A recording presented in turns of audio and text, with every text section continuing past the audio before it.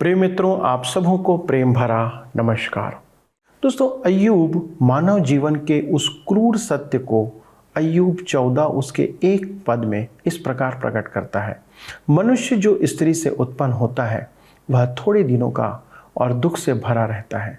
यह हमारे जीवन की वास्तविकता है। हम सब स्त्री से उत्पन्न हुए हैं, चाहे हम स्त्री हों या पुरुष।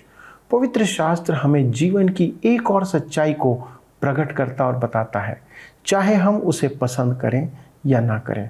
हर एक जो स्त्री से उत्पन्न होता है वह थोड़े दिन का है और दुख से भरा रहता है। इसे हम नकार नहीं सकते। ये एक प्रश्न को उत्पन्न करता है, ऐसा क्यों होता है और क्या इसका कोई उपाय है? मित्रों, इस समय आप सत्य वचन देख रहे हैं और मैं आप सबका इस कार्यक्रम में स्वागत करता हूं। सत्य वचन में हम ऐसी ही जटिल बातों के ऊपर बाइबल के उत्तर को सिलसिलेवार अध्ययन के माध्यम से खोजने का प्रयास कर रहे हैं। वास्तव में बाइबल ऐसे ही सवालों का जवाब देने के लिए है। ये परमेश्वर का प्रकाशन है।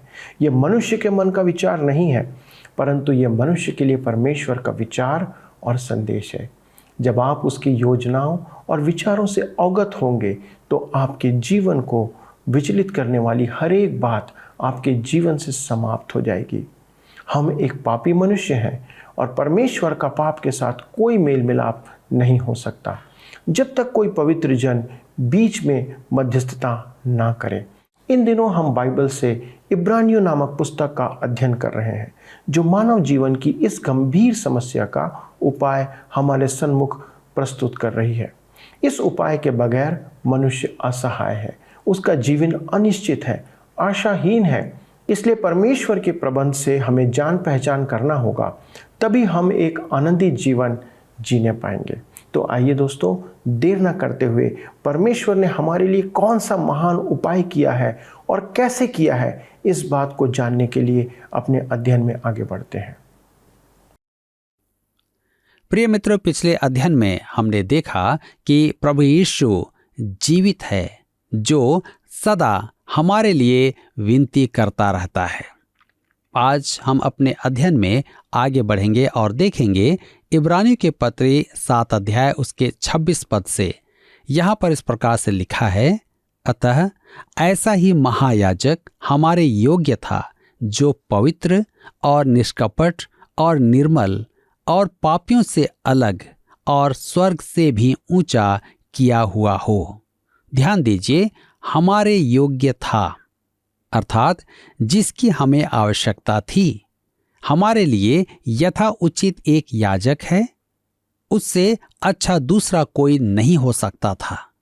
लिखा है पवित्र, पवित्र परमेश्वर के समक्ष वह पवित्र है। निष्कपट अर्थात वह बुराई, चतुराई या युक्तियों से रहित। वह आपको पाप से बचा लेता है। इसका अर्थ यह नहीं कि वह एक चतुर वकील है, परंतु इसलिए कि उसने आपके स्थान पर दंड उठाया और पूरा का पूरा दंड उठाया। आगे लिखा है निर्मल, अर्थात किसी भी प्रकार की अनैतिकता से शुद्ध। मेरे मित्रों, यह एक निंदक सिनेमा, गीत और साहित्य के लिए परमेश्वर का उत्तर है। बाइबल स्पष्ट कहती है कि प्रभु यीशु नैतिक अशुद्धियों से रहित था। पापियों से अलग वह हमारे समान तो था, परंतु फिर भी हमसे अलग था। वह पापियों के साथ सहभागिता रखता था। वह उसकी उपस्थिति में असुविधा का बोध नहीं पाते थे, परंतु वह अलग था। उसके बैरी उसे चुंगी लेने वालों और पापियों के साथ उठने बैठने का दोष देते थे।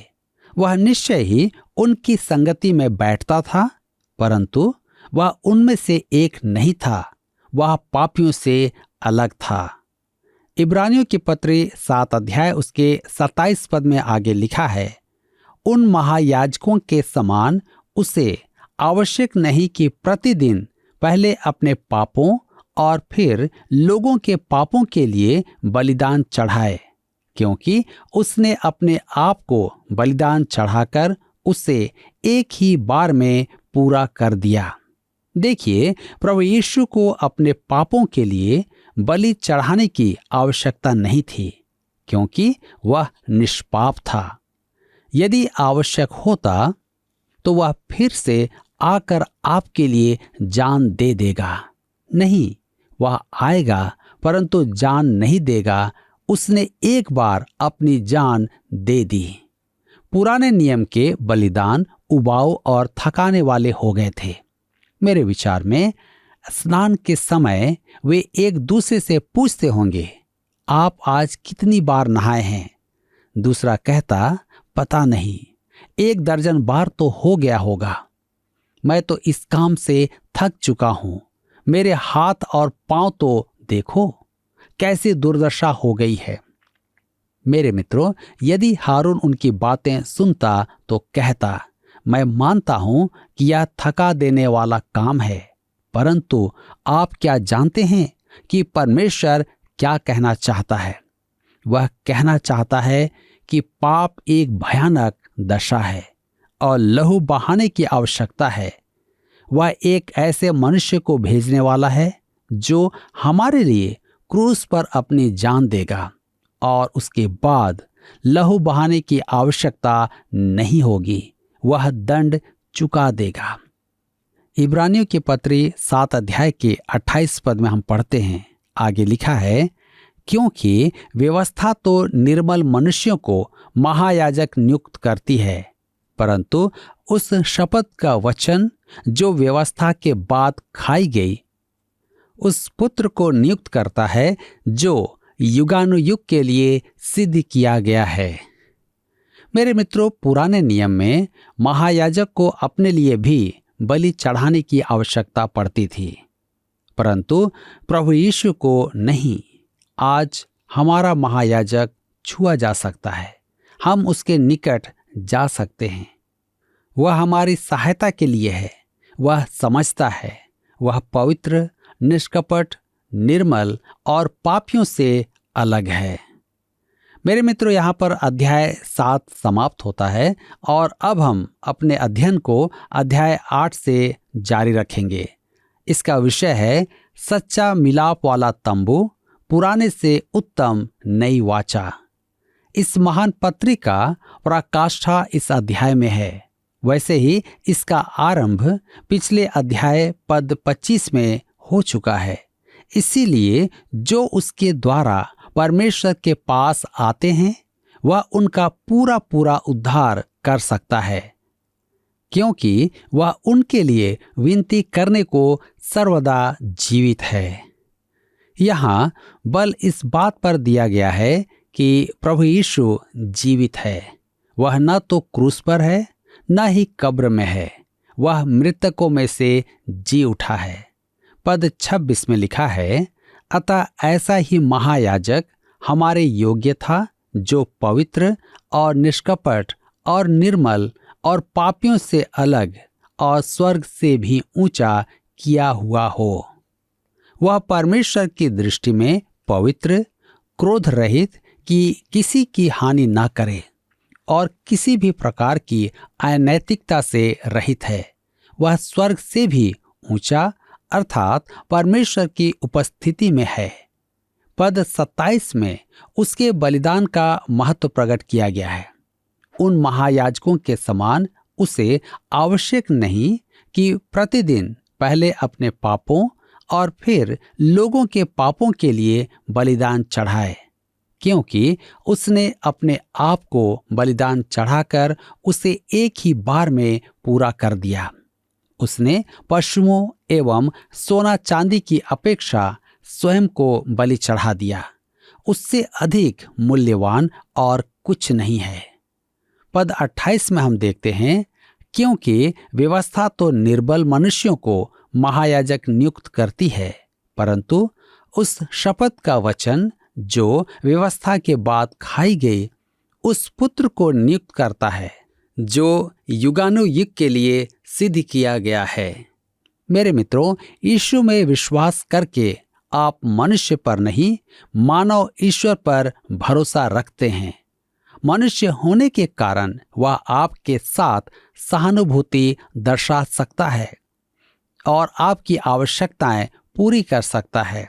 वह एक राजसी याजक है, वह एक धर्मी याजक है, वह शांति को लाने वाला याजक है, वह आपके लिए व्यक्तिगत रूप से याजक है। वह इस पद का उत्तराधिकारी नहीं है, क्योंकि वह हारून का वंशज नहीं है। वह एक अनंत याजक है। मित्रों, अध्याय 8 में कहा गया है कि वह एक उत्तम वाचा के अधीन उत्तम पवित्र स्थान में सेवा करता है, जो उत्तम प्रतिज्ञाओं पर आधारित है। आइए हम देखें सच्चा मिलाप वाला तंबू। इब्रानियों की पत्री 8 अध्याय उसके 1 पद में लिखा है, अब जो बातें हम कह रहे हैं उनमें से सबसे बड़ी बात यह है कि हमारा ऐसा महायाजक है जो स्वर्ग पर महामहिमन के सिंहासन के दाहिने जा बैठा है। ध्यान दीजिए, सबसे बड़ी बात अर्थात ध्यान का केंद्र, हमारा यह महायाजक स्वर्ग में महामहिम के दाहिने हाथ बैठा है। जैसा हम कह चुके हैं कि यह अंश इब्रानियों की पत्री की परिकाष्ठा है। लिखा है, जो स्वर्ग पर सिंहासन के दाहिने जा बैठा है। प्रभु यीशु ने वह काम किया जो पुराने नियम में कोई भी याजक नहीं कर पाया था। हारून वंश के किसी भी महायाजक के पास परम पवित्र स्थान में बैठने के लिए आसन नहीं था। वह सदैव व्यस्त रहता था। क्यों? क्योंकि उसके पास काम था। यह सब एक सिद्ध कार्य की छाया थी। प्रभु यीशु की मृत्यु के बाद सब कुछ पूरा हो गया है और अब हमें उद्धार के लिए कुछ करने की आवश्यकता नहीं है।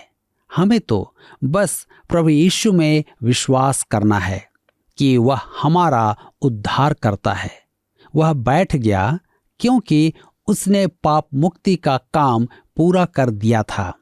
वह तो बस यही कहता है कि हम उसे स्वीकार करें। लेकिन प्रश्न यह उठता है कि क्या हम तैयार हैं? इब्रानियों की पत्री 8 अध्याय उसके 2 पद में लिखा है, और पवित्र स्थान और उस सच्चे तंबू का सेवक हुआ जिसे किसी मनुष्य ने नहीं वरन प्रभु ने खड़ा किया है। मित्रों, बसलेल को पवित्र आत्मा की अगुवाई में मिलाप वाले तंबू में सब साज सज्जा और दया आसन तथा सोने के दीपदान आदि बनाने का काम दिया गया था। प्रभु उस मंदिर में सेवा करता है जो उसने स्वयं स्वर्ग में बनाया है। अब हम वह बात देखेंगे जिसे प्रस्तुत करना मेरी योग्यता के परे है। प्रभु यीशु हमारा ऐसा महायाजक है जो स्वर्ग में महामहिमन के सिंहासन के दाहिनी ओर बैठा है और उस सच्चे तंबू का सेवक है जिसे मनुष्य ने नहीं स्वयं प्रभु ने खड़ा किया है।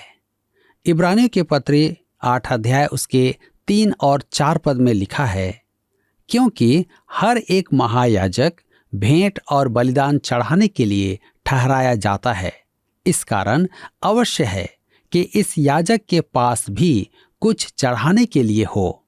यदि वह पृथ्वी पर होता तो कभी याजक न होता, इसलिए कि व्यवस्था के अनुसार भेंट चढ़ाने वाले तो हैं। मेरे मित्रों, इस पद से स्पष्ट होता है कि इस पत्री के लिखे जाने के समय यरूशलेम का मंदिर खड़ा था और याजक अपनी सेवा कर रहे थे। इब्रानियों की पत्री 8 अध्याय उसके 5 पद में आगे लिखा है, वे स्वर्ग में की वस्तुओं के प्रतिरूप और प्रतिबिंब की सेवा करते हैं। जैसे जब मूसा तंबू बनाने पर था तो उसे यह चेतावनी मिली, देख, जो नमूना तुझे पहाड़ पर दिखाया गया था उसके अनुसार सब कुछ बनाना।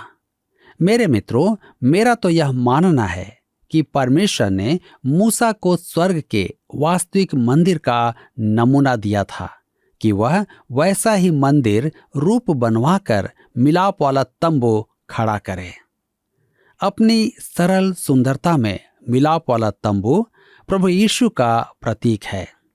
सुलेमान के मंदिर में तो जटिलता के कारण यह सरलता समाप्त हो गई थी। इस तंबू की दीवारें सोने से मढ़े हुए तख्ते थे, जिसकी लंबाई 45 फुट और चौड़ाई 15 फुट थी। इसके 2 भाग थे। पहला भाग पवित्र स्थान कहलाता था और उसमें 3 वस्तुएं थी। सोने का दीपदान, भेंट की रोटी रखने के लिए सोने की मेज और धूप जलाने के लिए सोने की वेदी। दीपदान प्रभु यीशु का प्रतीक था, जगत की ज्योति। भेंट की रोटी की मेज प्रभु यीशु को दर्शाती थी कि वह जीवन की रोटी है। सोने की वेदी जहां महायाजक प्रार्थना चढ़ाता था, वह प्रभु यीशु का प्रतीक थी, जो हमारा महान मध्यस्थ है। प्रायश्चित दिवस पर महायाजक विभाजन करने वाले पर्दे के पार परम पवित्र स्थान में प्रवेश करता था। वहां 2 वस्तुएं थी। पहला, लकड़ी का सोने से मढ़ा हुआ एक संदूक, वाचा का संदूक, जिसमें पत्थर की पट्टियों पर लिखी 10 आज्ञाएं रखी थी। उसके साथ मन्ना का डब्बा और हारून की लाठी, जिसमें कोपलें निकली थी। 10 आज्ञाएं इस सत्य का प्रतीक हैं कि प्रभु यीशु व्यवस्था को पूरा करने आया था। एकमात्र वही था जिसने व्यवस्था का पूरा पालन किया। मन्ना से प्रकट होता है कि प्रभु यीशु आज भी जीवन की रोटी है। हारून की लाठी प्रभु यीशु के पुनरुत्थान की प्रतीक है। दूसरा देखते हैं, वाचा का संदूक नक्काशी किया हुआ था और दया का आसन था। उसके ऊपर 2 सोने के करूब थे। वर्ष में एक बार महायाजक इस दया आसन पर लहू चढ़ाता था। यह वह स्थान था जहां परमेश्वर इस्राएल वंशियों से भेंट करता था। मेरे प्रियो, मिलाप के तंबू के चारों ओर मलमल का 150 फुट लंबा और 75 फुट चौड़ा पर्दा था। इस बाहरी स्थान में 2 वस्तुएं थी। पीतल की वेदी, जहां पाप बलि चढ़ाई जाती थी, परंतु भक्तजन फिर भी पाप करते थे। वहां पीतल की हौदी थी, जिसमें याजक स्नान करते थे। यह पापों के शोधन का प्रतीक था। पवित्र स्थान में याजक सेवा करते थे और आराधना करते थे। हम प्रार्थना करके, वचन का मनन करके और उसकी संगति में रहकर उसकी आज्ञाओं का पालन करके उसकी आराधना करते हैं। केवल महायाजक वर्ष में एक ही बार महापवित्र स्थान में प्रवेश करता था, परंतु यीशु की मृत्यु पर वह पर्दा फट गया था, अर्थात महापवित्र स्थान का मार्ग अब खुल गया था। इसका अर्थ है कि प्रभु यीशु ने परमेश्वर की उपस्थिति में आने का मार्ग सदा के लिए खोल दिया था। हम कह सकते हैं कि प्रभु यीशु ने इस मिलाप वाले तंबू को सीधा खड़ा कर दिया और महापवित्र स्थान अब स्वर्ग में है, क्योंकि वह वहीं आसीन है। अगले अध्याय में हम देखेंगे कि धूप जलाने की सोने की वेदी और वाचा का संदूक अब स्वर्ग में है, क्योंकि प्रभु यीशु स्वयं ही वहां है।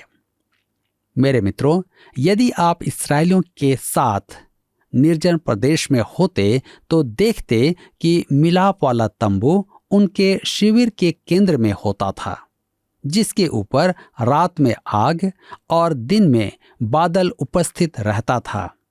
याजक अपनी सेवा में व्यस्त दिखाई देते थे, बलि चढ़ाना और परमेश्वर द्वारा दिए गए अनुष्ठान पूरे करना आदि। यह सब वास्तविक की छाया थी और वास्तविक स्वर्ग में है। आज प्रभु यीशु स्वर्गिक तंबू में आपके और मेरे लिए सेवा कर रहा है। आप शायद सोच रहे होंगे, आपने तो कहा था कि इस अंश में लेखक मांस खाने की बात कर रहा होगा, परंतु यहाँ तो ऐसा लगता है कि अभी तक दूध ही पी रहे हैं, क्योंकि अब तक का अध्ययन तो बहुत सरल है। हम कब गहरी बातों पर विचार करेंगे? मेरे मित्रों, प्रभु यीशु महायाजक है और वह हमारे लिए मध्यस्थता का काम करता है। हमने देखा कि वह पवित्र है, वह निष्कपट है, वह निर्मल है और वह निष्पाप है, और उसमें क्षमता है कि वह आपको और मुझे बचा सकता है, क्योंकि उसने आपके लिए और मेरे लिए अपने उस बलिदान को दे दिया ताकि मैं और आप बचाए जाएं। जिस प्रकार महायाजक प्रति वर्ष लहू भेंट में चढ़ाता था, प्रभु यीशु के द्वारा स्वयं को बलिदान करने के कारण अब हमें किसी प्रकार की बलिदान की आवश्यकता नहीं है, और वह चाहता है कि आज हम उसके पास आएं, क्योंकि जो कोई उसे पुकारता है, अपने जीवन में उसे ग्रहण करता है, निश्चय ही वह उद्धार प्राप्त करता है, अपने जीवन में शांति और आनंद प्राप्त करता है। आज मैं आपसे पूछना चाहता हूँ, क्या आपने इस महायाजक को अपने जीवन में अनुभव किया है? क्या आप चाहते हैं कि वह आपके जीवन में अपनी आशीषों को दे? यदि हाँ, तो आज आप अवश्य ही इस वचन पर विचार करें। प्रभु आप सबको आज की इस अध्ययन के द्वारा बहुतायत से आशीष दे। पिछले प्रश्न का उत्तर है बी, लेवी। अब्राहम के वंशज लेवी को 10वां अंश देने का नियम ठहराया गया था। आज का प्रश्न है, प्रभु यीशु को महायाजकों के समान स्वयं के लिए बलिदान चढ़ाने की आवश्यकता नहीं थी। उपरोक्त कथन खाली स्थान है। ए सत्य, बी असत्य। मित्रों, इस प्रश्न का उत्तर हमें कल सुबह 6 बजे से पहले अपना नाम, पता, स्थान के साथ 9651433397 पर SMS या WhatsApp करें। सभी विजेताओं को विशेष पुरस्कार प्रदान की जाएगी। क्या आपको यह कार्यक्रम पसंद आया? अभी हमें एक मिस कॉल करें और आप अगले विजेता हो सकते हैं।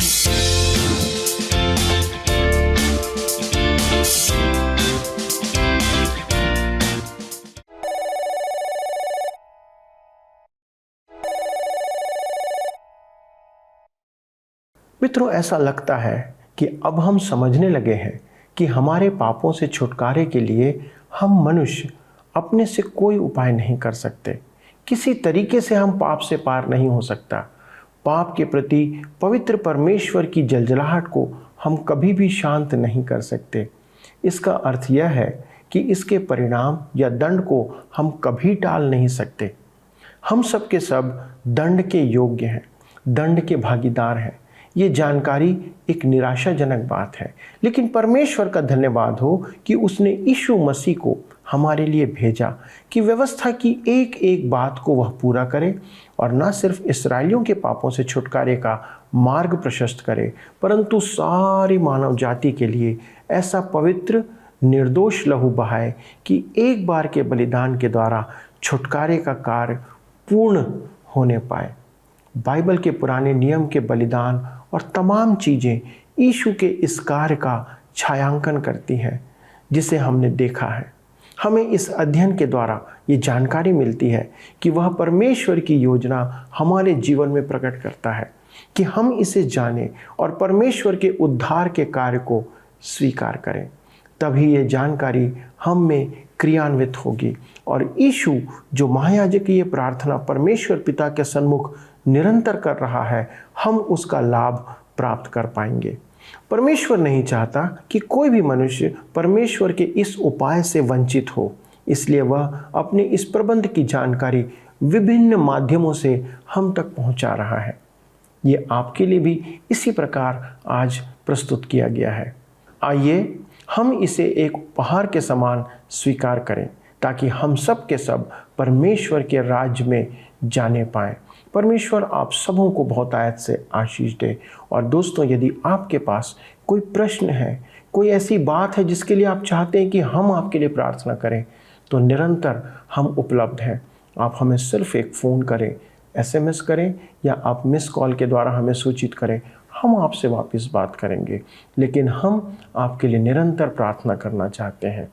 आइए हम प्रार्थना करें।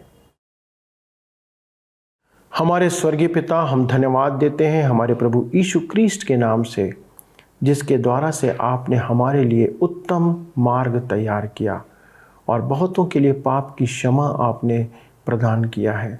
और जैसा आपका वचन कह रहा कि जितनों ने उसे ग्रहण किया उन्हें आपने अपनी संतान होने का अधिकार दिया। पिता, हम प्रार्थना करते हैं हमारे सभी दर्शकों के लिए जो आपको ग्रहण कर चुके हैं, जो आपके साथ बढ़ रहे हैं।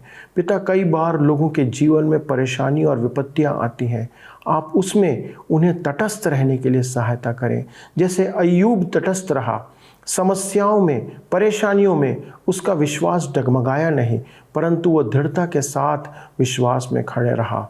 प्रभु, हमारे उन बहनों के लिए, उन भाइयों के लिए प्रार्थना करते जिन्होंने प्रार्थना निवेदन दिया है, जो कैंसर जैसे भयानक रोग से पीड़ित हैं और वे विभिन्न प्रकार की समस्याओं में इन दिनों ग्रसित हैं और उन्होंने प्रार्थना निवेदन भेजा है। प्रभु, हमारे उन दर्शकों के लिए प्रार्थना करते हैं जो ऐसी परिस्थितियों में हैं, जो कैंसर जैसी बीमारी से लड़ रहे हैं, जो अपनी अस्पतालों में हैं, जो कीमोथेरेपी करा रहे हैं, जिन्हें विभिन्न प्रकार के ट्रीटमेंट दिए जा रहे हैं। हम यीशु के नाम से विनती करते प्रभु, आप उनके रोगों को दूर करें, चंगाई दें प्रभु, क्योंकि आप चंगाई देने वाले परमेश्वर हैं। प्रभु, आपका नाम यहोवा राफा है और आप अपने लोगों के दर्द और कष्टों को दूर करने वाले परमेश्वर हैं।